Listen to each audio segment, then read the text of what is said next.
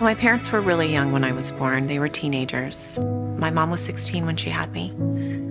It was rough, to say the least. Rough would be minimizing it. My mom was a fairly violent person and abusive to my sister and I. And, my dad was pretty much non-existent. He was working, and we were left at home with a mentally ill mother who herself had no love for God. So she taught me that God hated me and that he would always hate me. And so it would be a waste of my time to think that I could maybe run to him. I actually left home at 15, and I had met a boy then who was a few years older than I was. And so when I didn't have anywhere to go, I contacted him, and then I kind of left in the middle of the night and moved to Idaho. We got married the day after my 18th birthday. We lived an interesting life, drugs and alcohol and all the choices that the world promotes.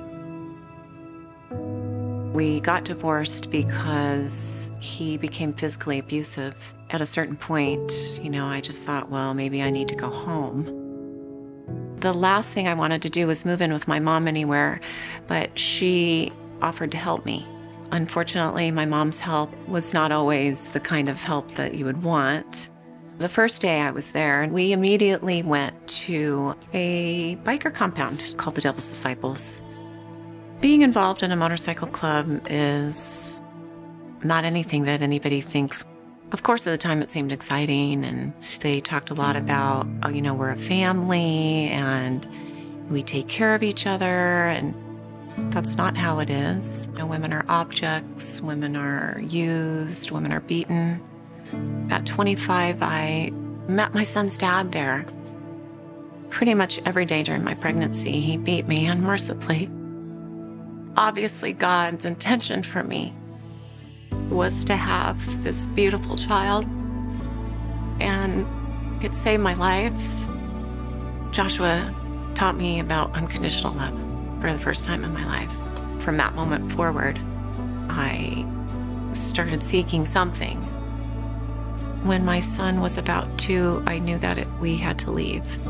Unfortunately, that's not the way it works in a motorcycle club. You just don't get to leave. Literally, to get away from them, I had to hide and basically kidnap my own child.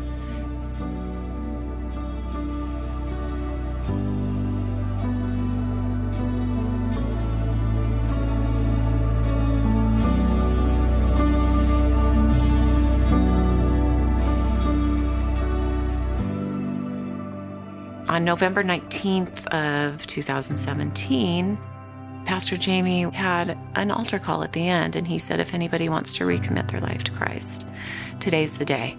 And I just thought that God was talking to me through him. For the first time in my life, I felt saved. And it was probably one of the most powerful moments of my life. Somebody recently told me, that hadn't seen me in a little bit, I don't know what it is about you, but you're just so different. And I said, well, God is just so huge in my life that maybe that's what it is. It just feels so different to have this kind of love affair with God, where I am his daughter no matter what I do. On a daily basis, I see how he works. For me, for just pretty much everybody that I know and have been praying for, I see his action in their life. God's grace and mercy has given me hope, even on days that I might feel hopeless. For the first time in my life, instead of falling down, I fall up.